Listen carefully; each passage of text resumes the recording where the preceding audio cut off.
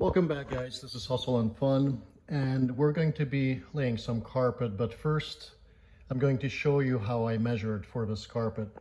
So this room is about 11 feet wide, 1 or 2 inches this way, and about 10 feet and about an inch or so this way. So most of these carpets about 12 footers. So you have to see which way it makes more sense to do this. And also there's a closet that's about 2 feet wide, and I'd say it goes about halfway. What I have done is that when I was planning this out, I had half of the closet from this side opening this way, and the other half of the closet opening to the other room behind here. So since I know this, I bought a carpet that's 12 foot wide, and I have some extra, as you can see right here, and that will be used in the closet. And I can use it, whatever's left over, probably in more than one closet. So it makes sense to think ahead because you'll be saving some money for yourself. So the way you want to start is getting the carpet in the room and see where it makes more sense, which way it's supposed to lay. You may want to make notes how you measured it so you will know which carpet goes where. So what I like to do is get the carpet, start in one corner, and then move my way away from there. So I start in this corner. I'm trying to lay this as close as possible to the wall, maybe giving it a little bit of extra so I can tuck that in. Behind there are some tack strips, as you can see that. Some people put double tack strips, and you would be getting the carpet behind there. I'll show you some of the tools to use for that. So when you tuck this in, you would be pressing on this and it would go underneath the molding and between this tack strip. So once you have a corner picked out that you want to work from, and I picked that corner, you may want to take the door off. You can work around it if you want, it's up to you. What you also may want to do, it's up to you. You can use the metal strips, or you can fold this over and staple it down. So different people use different methods, and lay it nice against the wall. But if you're going to fold that over in that corner, you actually have to move all of this a little bit out further so you have the extra room for that, the extra carpet. And in here, you may want to take this door off also, or you might be able to work around it. And since that closet goes a little bit to the left, you may want to keep this in one piece so you don't have to piece it together. So you can cut it right about there, kind of roll it in as far as you can. You can add another piece to it, or you can splice it underneath the door so you can't see it as much. But if you do it inside the closet, that's fine as well. So the extra you'll have to cut off of here. That's once you start laying it out, stretching it out. You may want to take, if you have this much extra as I have, you may want to cut part of it off, leaving an inch or 2 extra, but be careful so you don't cut too much off.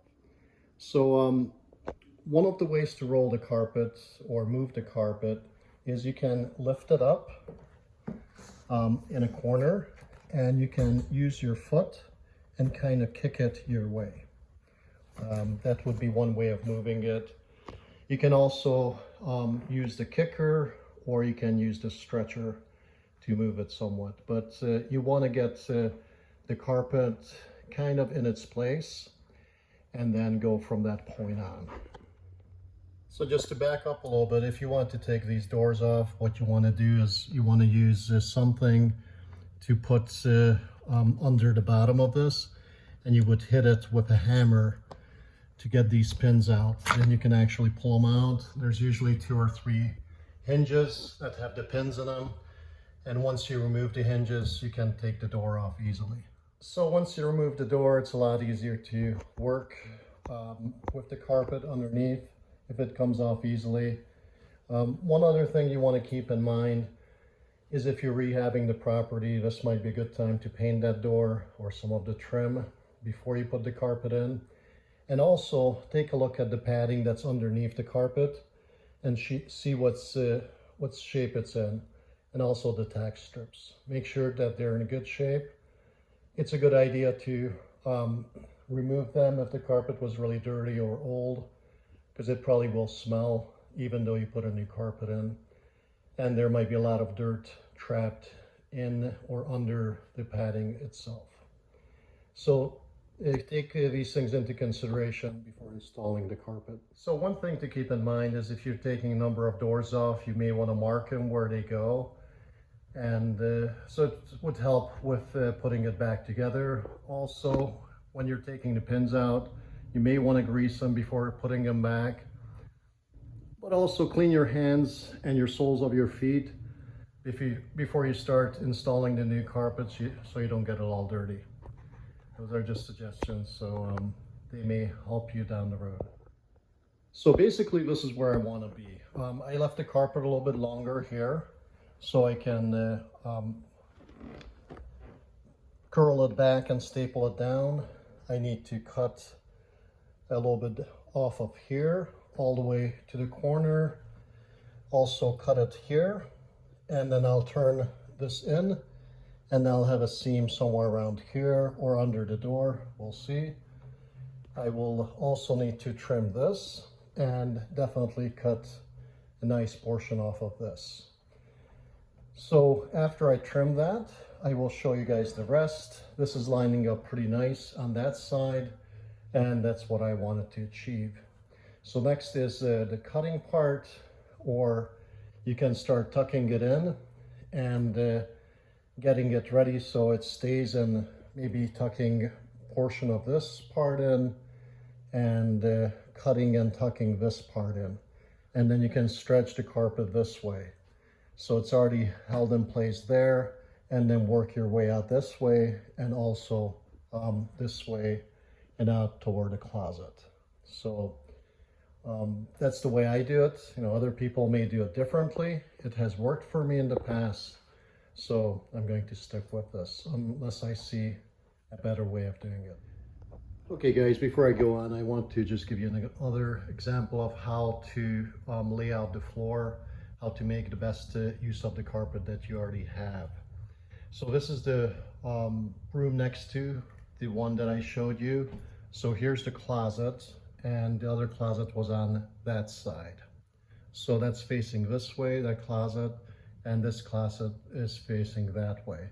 So you can see I already took the doors off, and I already laid the carpet down, cleaned up everything. What's a good idea also is to vacuum the carpet that you're taking out, so all the debris doesn't fall down in the cracks right along the side. It's easier to just clean off that. I mean, even if it's a little bit nasty, if you can clean some of the stuff off, it would be easier than the cleaning out from all the cracks. You may still have some stuff falling down in there, but give that a try, see how that works for you. So what I did is, this carpet is 12 feet wide this way, and it is 10 feet long this way. So they usually give you a couple of extra inches, which they have, so I can get this kind of in the closet, cut it in there, and then have the seam somewhere along there. Or I can have the choice of, if I want to cut it, I can seam it under the door.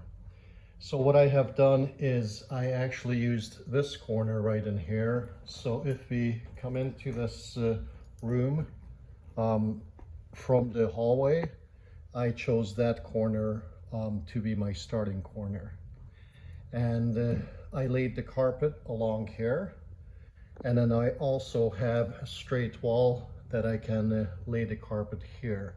So all I need to do is tuck this and this in and start stretching it. And once I do that, I can, once it's stretched, I can cut this into shape. And here I may be running it all the way to the threshold or folding it. And after I'm done here, I can stretch the carpet again and then cut it alongside here and finally cut it in here, stretching the carpet from the corner I showed you all the way to the other parts. So as I said, right at this wall right here, you can tuck in the carpet. It's actually pretty simple to do. What you do is get one of these tools. You can get it at Home Depot, Lowe's, or I'm sure a lot of other places, or carpet places, and you can tuck the carpet in underneath, and the little nails that are sticking out of the tack strip, those will keep this carpet in place. So what you do at that point, you would get a carpet stretcher. If you don't have one of your own, you can rent one. I believe Home Depot rents it. Looks just like this. What this is it's different parts to it. You can take these parts out, and once you take all those out, you have this part that has little nails sticking out.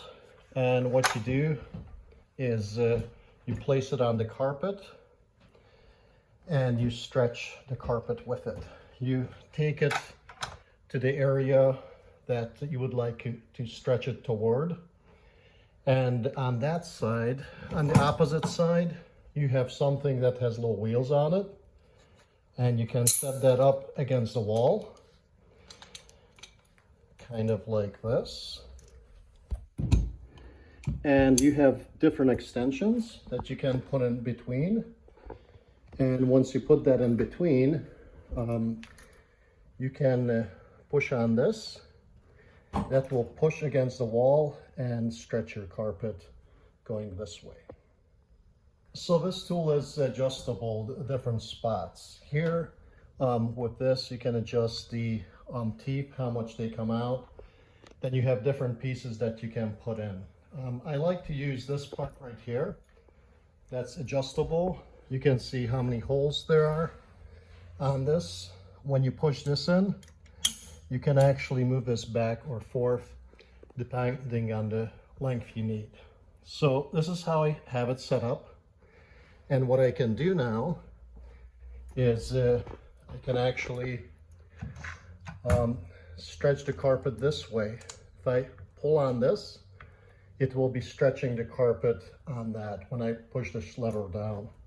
So what you want to do is stretch your carpet out a little bit from this point that way, heading this way away from the wall, so it's nice and stretched when you tuck it in on that side.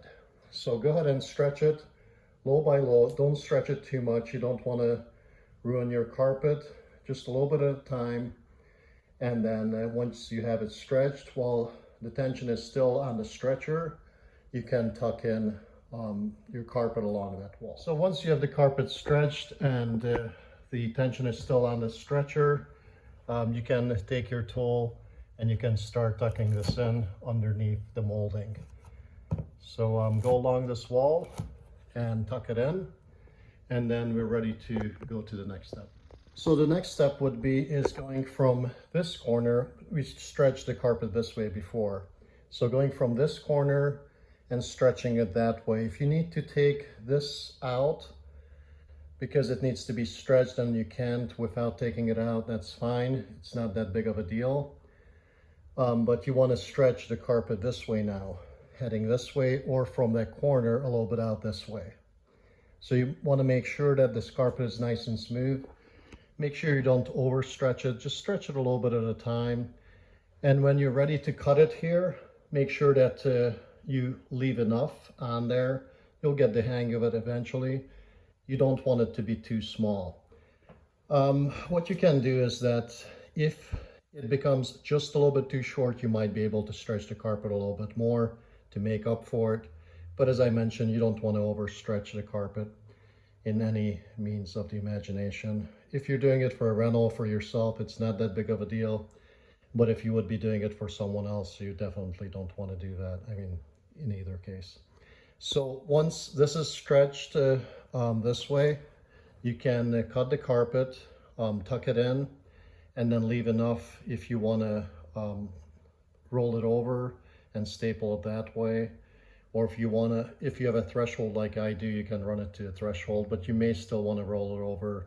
Because when you do that, you have a little bit of extra padding for the carpet, and it doesn't wear out quite as bad. So this is what we're going to work on next after stretching. So when you have stretched the carpet and you're ready to cut, you can cut the carpet one of two ways. You can cut it from the top and leaving enough room there to tuck in, or you can cut it from the other side and cut it in. Just either way, you want to make sure that you leave enough carpet so you can tuck it in under the molding and behind the tack strip. You can use a regular knife to cut it with that I have here, but there's other tools that you can just kind of push along and cut it with that. So if you don't have it, a regular knife would be good also. This type, or, well, what you want to make sure is it's nice and sharp. Replace the blade and make sure that you have a sharp blade throughout this process. It makes life so much easier. And press on it firmly so you don't have to go back and forth. So you cut in the one line, you don't cut over and over in different lines, and just to kind of fray the edge of the carpet. So I cut the carpet from the back side. I left it a little bit longer. Don't crucify me for this. You know, everyone has their own way of cutting it. But I should be able to tuck this in underneath the molding and behind the tack strip because I have plenty of room there. Worst case scenario, I can trim it up a little bit more, but I'm just trying to show that it's better to have it a little bit longer than too short, especially when you're starting out. Once you get the hang of it, you know exactly how much you need, but for right now, I wanted to demonstrate this, that it's better to have a little bit too much than a little bit too little. It's always easier to cut a little bit more off than to try to add to this or ruin the carpet because of that. So as you can see, this side has been cut down to the size it needed to be, and it's tucked in.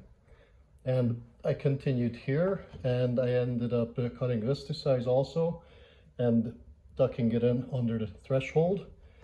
I'm stretching this out a little bit more just to be sure that it's nice and stretched, just barely.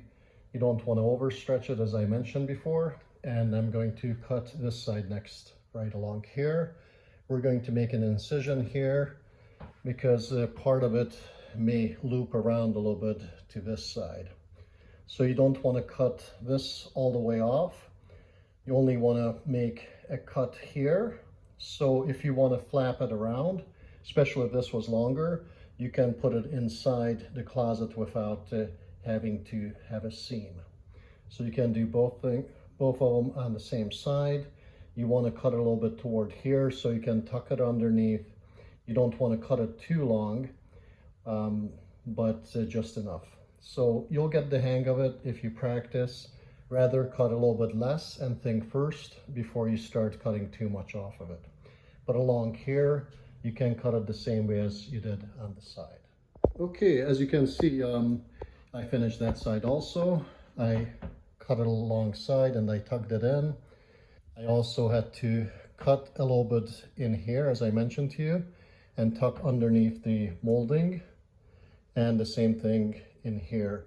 I stretched the carpet a little bit from this corner all the way to here, just to make sure everything is nice and stretched, as I mentioned, not overstretched again.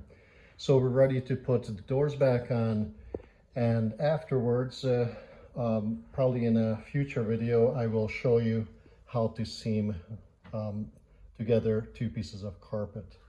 So what we'll do here is cut a piece of carpet that would go in here, and make sure that we'll cut this off evenly. You could do it under the door or wherever you choose, and then the other piece will go in there. We'll have to cut that and tuck that in as well, and we'll have to have a straight line where we can meet or mate the two pieces of carpet, put a tape under and iron it together so it sticks together. But that's going to be probably a future video. So if you have followed these directions, you should have a carpet that looks like this. It's there's my cooler. It's about 85 degrees in here, nice and humid in this Rust Belt, but it's summertime. So it came out pretty nice, and we're on to the next room or to the closet. Thanks for watching. If you like what you see, give me a thumbs up and subscribe. See you guys.